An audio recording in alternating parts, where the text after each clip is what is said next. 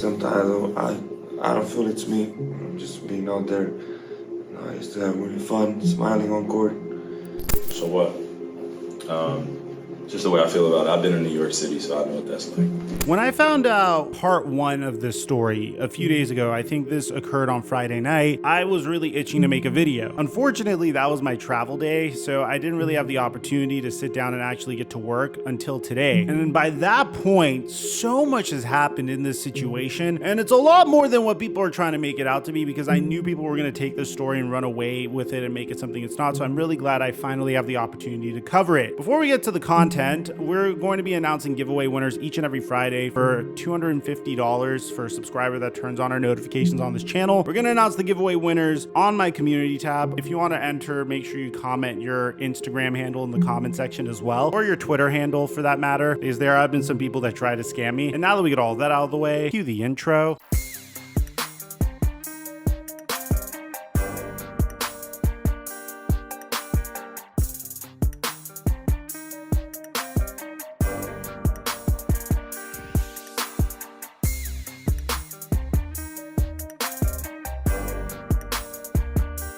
So here's an update as to how we're doing financially so far. I've made $5,407 so far, but it seems like my followers have been having significantly more success than I have. For example, my man Jess2K was able to make $800 by putting up $80. My man Anthony was able to make $1,250 off of putting up $50. And we're about to ramp things up because it's March Madness, bro. So if you haven't played Prize Picks and you want to make some money with us, all you have to do is go to Prize Picks, download the app, and use my promo code microphone, and they'll give you an additional $100 when you deposit $100. I post pics each and every day onto my Instagram story. I've been doing a lot of research on this recently to try to get us an edge. I've been learning a lot about this niche, by the way, and it's been a lot of fun learning about it, and I highly recommend it. It's a great way to get some action in some games that you may not have been paying attention to. So download Prize Picks and use my promo code microphone to get up to a $100 deposit match, and thank you, Prize Picks, for the sponsor. Mic check 1 2 1 2. What's going on, everybody? There is no question in my mind. A player that could very well be the future of basketball, especially once LeBron James retires. And I know a lot of people say, once LeBron James retires, it's going to be Kevin Durant or Steph Curry. You guys need to understand, LeBron James, Steph Curry, Kevin Durant, all those players are probably going to leave us together. All of them are going to potentially exit their prime together. So once that generation of players is gone, there is a question of who the future face of the NBA is going to be. And there's no question in my mind that player could potentially be Luka Doncic. If there's a player that's shown us that he has the talent to potentially be the future face of the NBA, it is Luka Doncic. And there's something very mesmerizing about Luka's game. The one thing I personally appreciate about Luka's game is the fact that none of his game depends on athleticism.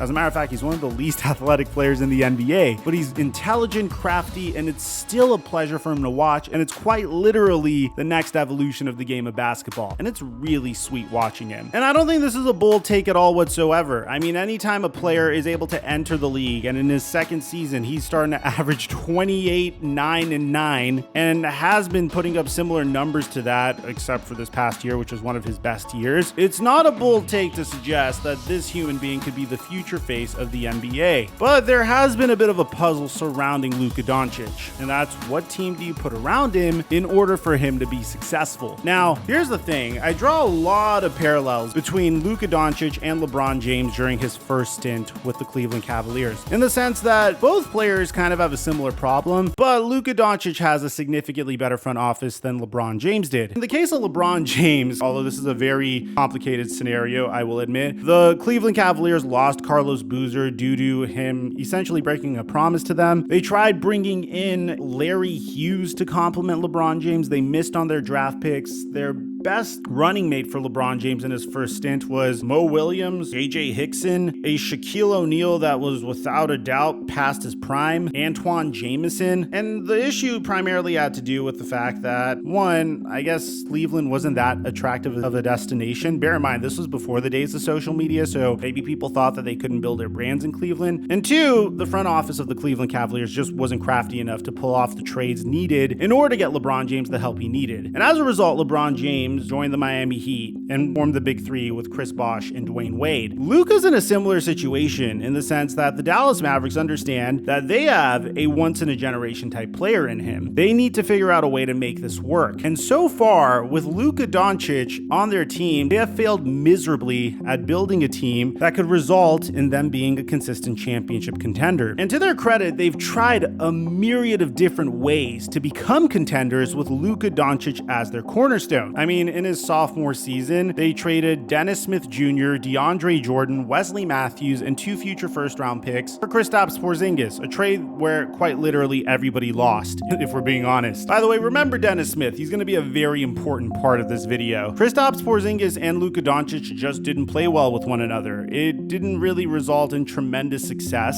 and as a result, the Mavericks were once again very aggressive. They traded away Kristaps Porzingis for Spencer Dinwiddie and Davis Bertans. They would also let go of the only head coach in franchise history to win a championship with them and brought in his former starting point guard during that championship run, Jason Kidd, to be the brand new head coach of the Mavericks. They fired their longtime general manager, Donnie Nelson. And through each and every trade, I applauded the Dallas Mavericks because they're doing whatever it takes to try to get this once-in-a-generation type of talent the help he needs to win a championship. And that was further exemplified when Kyrie Irving was traded to the Dallas Mavericks. And no matter what happens, guys, I'm going to say this through and through, the trade of Spencer Dinwiddie, Dorian Finney-Smith, a second-round pick in 2027, an unprotected 2029 first-round pick, and a 2029 second-round pick for Kyrie Irving and Markieff Morris, in my opinion, was a very intelligent dice roll. And as a fan of any team, that's really all you can ask for, because there's a lot of volatility that goes into building these NBA teams, and at the very, very minimum, the least you could do, try to get your once-in-a-generation type of talent the help he really is requesting. And it's gone on record that Luka Doncic asked for the Dallas Mavericks to trade for Kyrie Irving. Now, since the Dallas Mavericks traded for Kyrie Irving, they're 7 of 13 in their last 20 games. This game is being recorded before the Indiana Pacers game, by the way. So far, if you're asking for a linear explanation about how the trade has gone so far, you could essentially say it was a failure. But when you compare that to what the Dallas Mavericks would have been anyways, I honestly don't think it's that gigantic of a failure. And bear in mind, I'm considered to be one of Kyrie Irving's biggest critics. The reason I'm telling you all this information is it's reached a brand new low for the Dallas Mavericks recently. A team that was really hoping that this swing would be what they needed to do in order to finally finish within the top 4 of the Western Conference. Maybe get Luka the help he needs to make a push into the Western Conference Finals or the NBA Finals. After all, Luka Doncic is having one of his most prolific seasons in NBA history. And whenever it comes to the MVP debate, he's not even mentioned in the conversation because of the lack of team success. But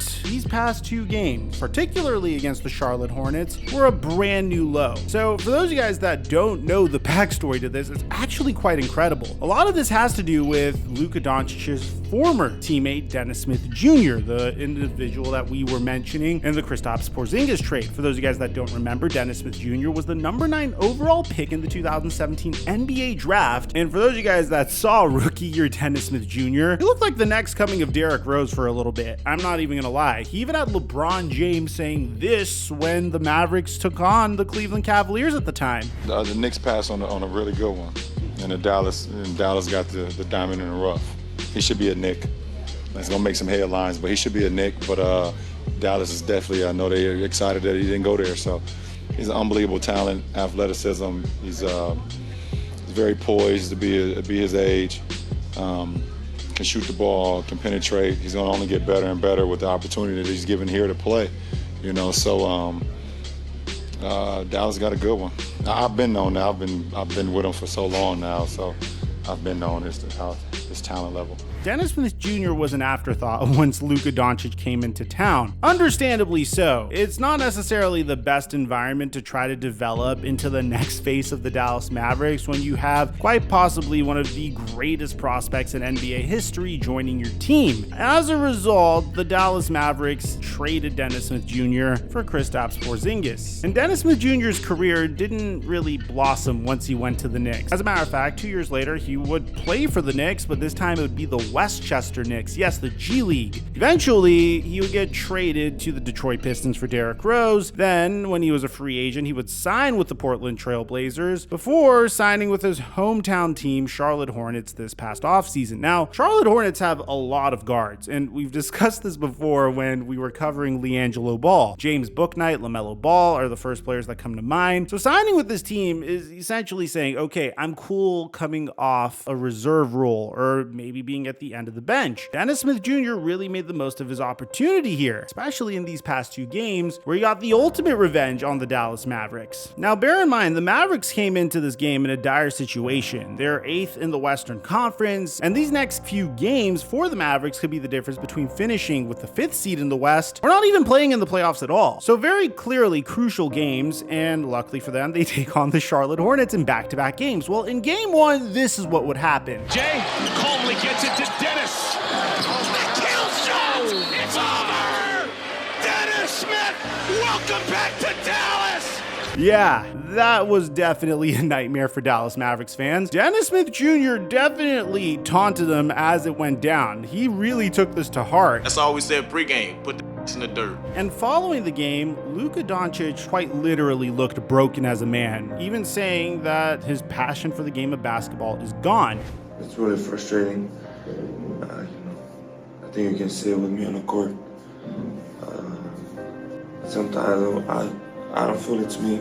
I'm just being out there. I used to have really fun, smiling on court, but it's just been so frustrating for a lot of reasons, not just basketball.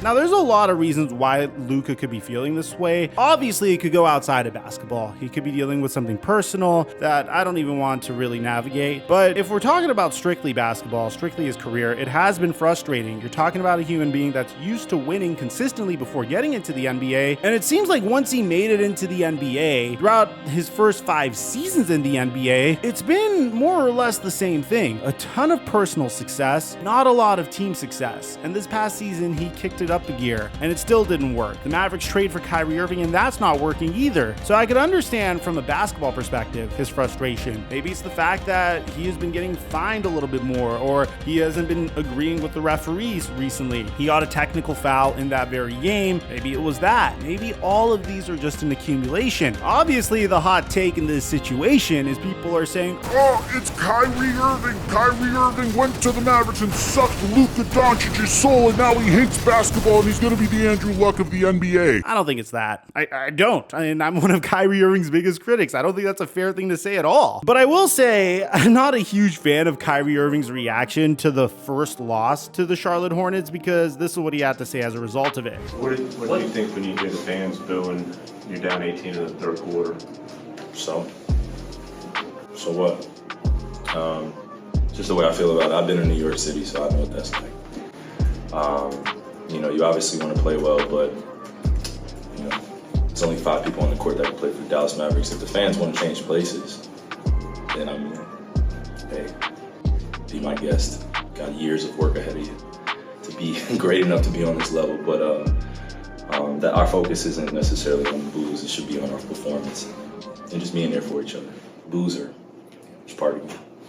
But luckily for the Dallas Mavericks, they would have another opportunity for a revenge game against the Charlotte Hornets. An opportunity to sit back, look at the film, talk it over with Luka and Kyrie, and try to game plan to make sure they could stop Dennis Smith Jr. Well, if losing to the lowly Charlotte Hornets, who are closer to Victor Wembanyama than a playoff spot, who don't even have their best player playing games for them anymore this season, who are clearly trying to tank, by the way, losing to them once isn't bad. Imagine losing to them again from a dagger from the same exact player, except this time he didn't beat you from the perimeter. He beat you with an uber athletic alley-oop. Take a look. Dennis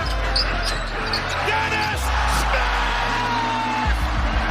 What a play! They lost again. Now, in this game, Luka got a technical foul. It was rescinded. He was supposed to get suspended. That got rescinded as well. So he could play against the Indiana Pacers. Maybe they have better luck. But at this point, you could agree, this is the Dallas Mavericks' absolute worst nightmare. Not only because the Kyrie Irving and Luka Doncic pairing so far has yielded mixed results, but at this point, what do you do? What's the answer? You've pretty much exhausted a lot of options. You went out and got a stretch big man to pair up with Luka Doncic. Doncic. That didn't work. You went ahead and traded that stretch big man to try to get a point guard that was a fantastic scoring complement to Luka Doncic. That didn't work. As a matter of fact, they had multiple guards paired with Luka Doncic, Jalen Brunson, and Spencer Dinwiddie. That didn't work. Especially when you take a look at how Jalen Brunson has been playing ever since he left Dallas, definitely makes you open up your eyes a little bit more. Now they go ahead and trade for one of the best point guards in the NBA, and so far it isn't working. And I've said this a couple of times over the past year and a half. Luka Doncic is a remarkable player, but how do you put a successful team around it? What's the recipe for success? With LeBron James, it's fairly simple. You want to surround him with three-point shooters and great 3-and-D players, and that's about it. For Luka, it seems like the Dallas Mavericks are still trying to figure it out. Very challenging when you have this transcendent talent on your team, once-in-a-generation type player, but you don't know what it takes to build around him to win a championship. And time is ticking. Obviously, Luka Doncic still has a lot of time left on his contract, and I don't really see him coming out and demanding a trade anytime soon. And even if he did, it's not like the Dallas Mavericks could grant it. But in the summer of 2021, Luka Doncic signed a 5-year, $215 million contract, making him a very rich man at a very, very young age. He's not even 24 yet. But at the same time, the team's success just isn't there. Luka Doncic is quite literally a man that has everything and nothing at the same time. So if you're the Dallas Mavericks, what do you do? Do you move on from Kyrie Irving, or do you bring him back and try to build around Luka and Kyrie in the offseason? Do you consider firing Jason Kidd? What is the answer in this situation? Very difficult to know. I'd like to hear what you have to say. Aside from that,